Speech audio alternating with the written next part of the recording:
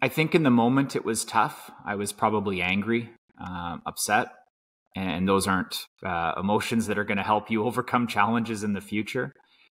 I think looking back now, though, there's a couple big realizations for myself.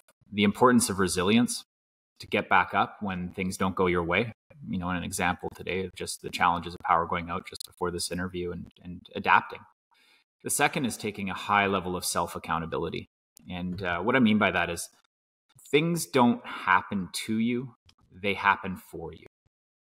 And, you know, in the moment, it could feel like this is a big upset or, you know, kick to the teeth. But the reality is it was an opportunity to learn and grow. And I think, you know, one of the driving forces in my life that continues to be really important is managing fear of failure, not just as a driver, but also as an opportunity to learn and grow. Were you feeling a fear of failure during that time? I still feel it. I think it's one of the personal things that I'm trying to manage myself. I have an incredible driving force. You know, having looked up to my dad who achieved financial success quite young, I really just wanted him to feel proud of me. And that's been a challenge in our relationship. But ultimately underneath that is, I have a constant sense of fear of failure. And by all accounts, you know, I'm incredibly successful, but there's always something underneath that drives me, but also, you know, leaves me in a place of discomfort. And as you said, right now, you're highly successful, and we're going to get into that more. Yet in the past, you were afraid of failure, and I believe you would say that you were failing at that time. Is that accurate? Did the fear justified in those early years? Yeah, I mean, by all accounts, you know, when you in your mind set these ambitious goals of what success looks like to you, and really every step you're taking is a step backwards. At least the feeling is absolutely, you know, I felt behind, you know, and as we talk a little bit about my journey of homelessness and, you know, coming out of that, the reality at, you know, 18 with, basically university wasted,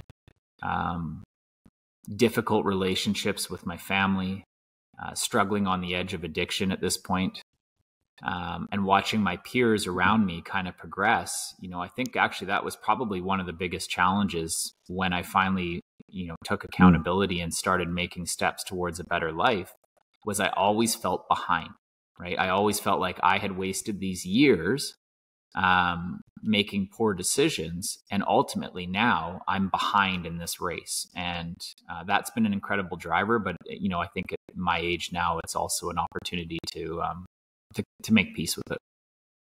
Well, and that's an interesting phrase too, is the concept of being in a race against other people. Yeah.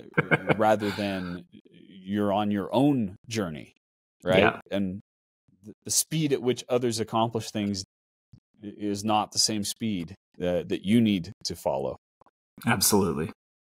Yeah, it's been a very big learning lesson.